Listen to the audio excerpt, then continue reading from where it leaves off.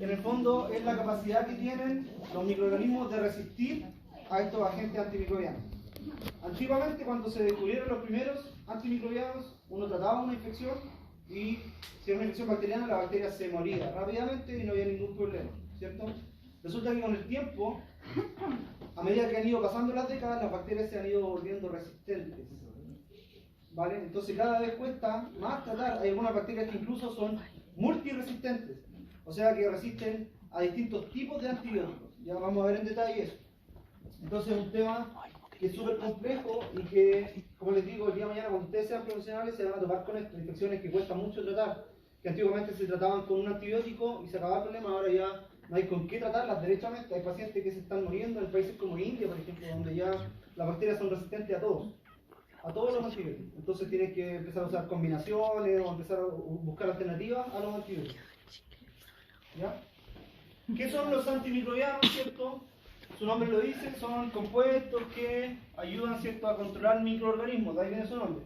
Ahora, si hablamos en especial o en particular de los antibióticos, estamos hablando de que son compuestos que se utilizan contra bacterias. Si hablamos de un antiviral, será contra virus, ¿cierto? Si hablamos antifúngico, será contra un hongo, ¿cierto? Y así sucesivamente. Pero en general yo siempre me enfoco más sobre todo en bacterias, así que vamos a hablar principalmente hoy de antibióticos, ¿vale? ¿Cuáles son las familias de estos compuestos? Hay miles, ¿ya? Bueno, pero cientos de antibióticos distintos.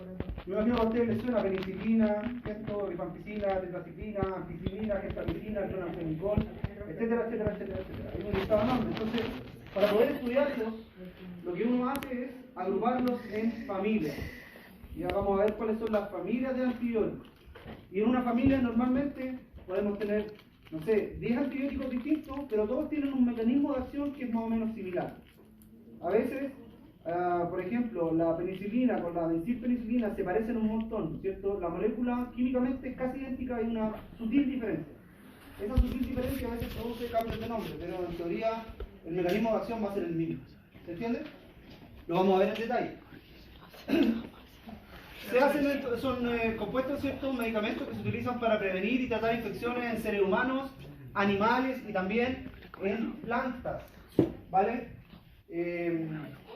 Dentro de su carrera ustedes también tienen una rama, ¿cierto? Que pueden ir hacia el lado como agrícola y ahí a lo mejor igual se van a encontrar con tratamientos de antimicrobianos contra plantas, ¿vale? Que igual es algo común, ¿cierto? Hay microorganismos que están produciendo infecciones a nivel de cultivos, por ejemplo, que hay que tratarlo porque si no significan pérdidas millonarias, ¿cierto? Además de que hay necesidad, ¿cierto?, de producir alimentos, etcétera, etcétera, etcétera. Entonces, no se queden con la idea de que los antimicrobianos son solamente para tratar ciertas infecciones que nos afecten a los seres humanos, sino que también a nivel de animales, ¿cierto?, y a nivel de plantas, ¿vale?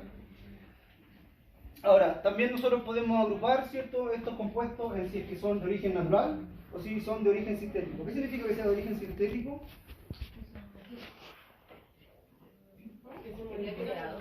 Que es una molécula que en la naturaleza no existe por sí sola.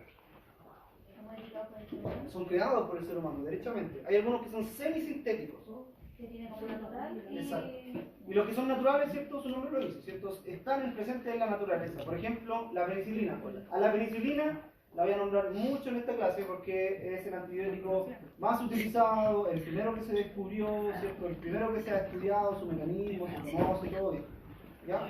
Entonces, es como mi favorito, como cuando se ríen de mí de la Escherichia coli. En el caso del antibiótico voy a nombrar mucho a la penicilina. La penicilina tiene un origen natural. ¿Ya? Dicen que, históricamente dicen que se descubrió así como de manera súper random. Fue como por suerte que un investigador la descubrió.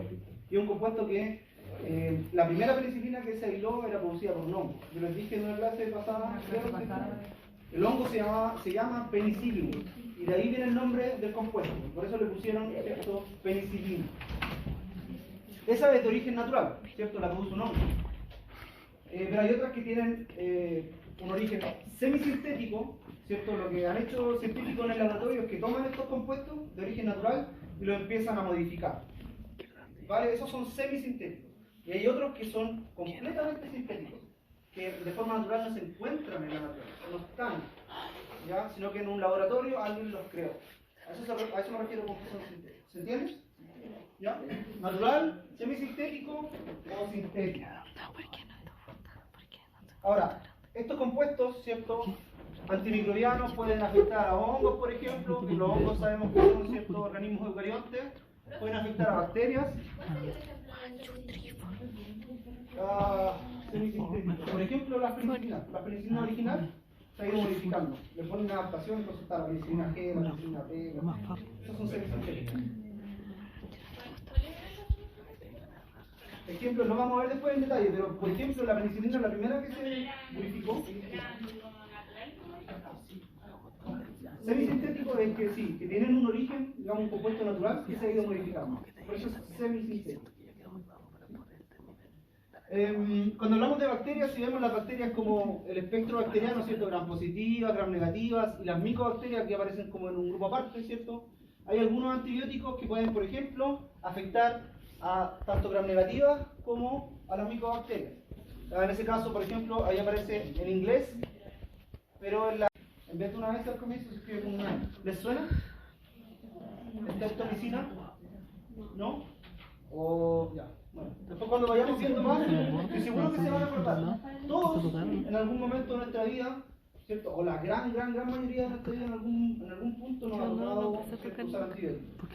Sobre todo cuando más pequeños, ¿cierto? Alguna infección gastrointestinal, infección respiratoria, qué sé yo, amigdalitis, faringitis, etc. ¿Vale? Entonces, estoy seguro que después, a medida que vayamos avanzando, se van a ir recordando de algunos nombres. ¿Qué es lo que quiero mostrarles en esta diapo? Es que ustedes pueden tener antibióticos que son de amplio espectro. ¿Qué significa amplio espectro? Es que van a afectar a diversos microorganismos. Por ejemplo, miren acá, las tetraciclinas afectan gram negativas, gram positivas y también pueden afectar a algunas bacterias que son parásitos obligatorios, como las clamidia o las rickettsia, que solamente pueden ser afectadas por tetraciclinas. ¿Vale? Son tipos de bacterias que son altamente resistentes. Entonces, por ejemplo, lo voy a decir de otra manera. Aquí están las penicilinas. Las penicilinas normalmente son efectivas ¿contra quién? Contra bacterias ya positivas. ¿Vale? Ahí dice penicilina, está en inglés, pero se entiende que es penicilina. Ahí dice gram positiva, está en inglés, se entiende que es gram positiva. Entonces, miren, las penicilinas tienen un rango, un espectro reducido. ¿Ya? Normalmente se utilizan contra bacterias gram positivas. ¿Ok? En cambio, las tetraciclinas, miren, tenían un amplio rango de uso. ¿Se entiende? ¿Sí? Entonces, todo eso depende del antibiótico.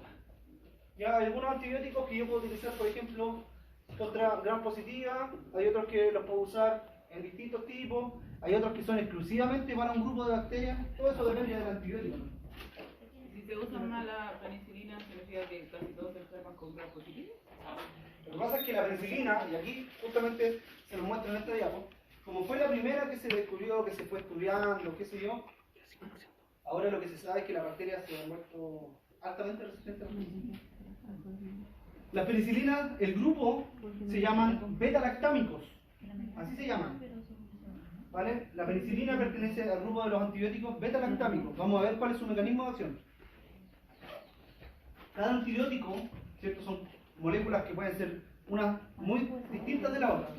Cada antibiótico tiene un mecanismo de acción. ¿Y a qué me refiero cuando hablo de mecanismo de acción? Es cómo este compuesto va a ir, ¿cierto?, a dañar a la bacteria, afectar a la bacteria, matar a la bacteria. A eso me refiero. Hay algunos que, por ejemplo, van a dañar la pared de la bacteria. Hay otros que, por ejemplo, van a ir a los ribosomas de la bacteria. Entonces la bacteria, si se le une uno de estos compuestos a sus ribosomas, la bacteria, ¿cierto?, si no funcionan sus ribosomas, no puede producir proteínas. Entonces la bacteria igual termina muriendo. ¿Vale? Entonces van a haber distintos mecanismos de acción, dependiendo de los antibióticos. La penicilina fue la primera que se descubrió, ¿cierto? El personaje que la descubrió se llama Alexander Fleming, y por allá por el 1915, no, ahí dice 1929, fue un poco antes, sí, fue un poco antes porque fue durante la Primera Guerra Mundial. Pero bueno, por ahí empezó la investigación de estos compuestos. Imagínense, de ahí para atrás, todo tipo de infección, como no se sabían los antibióticos, no se trataban simplemente. Las personas morían, antiguamente los seres humanos, el promedio de expectativa de vida era de menos de 40 años. En cambio ahora, los seres humanos, ¿cierto? Estamos viviendo en países como el nuestro, 80 años en promedio, ¿sí? Entonces se habla de que uno de los factores que promovió este incremento en la expectativa de vida fue el descubrimiento de los antibióticos. ¿Vale? Nosotros como seres humanos, entonces, ahora que hemos ido estudiando, ¿cierto? Los microorganismos, sabemos, conocemos las bacterias, cuáles son, dónde viven, cómo son, ¿cierto? También descubrimos los antibióticos y sabemos cuál utilizar en caso de infección. Sin embargo, a medida que han ido pasando los años, las bacterias se han ido volviendo resistentes. ¿Ya? Diferencia entre antibióticos y antimicrobianos no son sinónimos, porque dentro de los antimicrobianos podemos encontrar los antibióticos, yo les dije, ¿cierto? No son lo mismo. Si hablo de un antimicrobiano, también podría estar hablando de un antifúngico.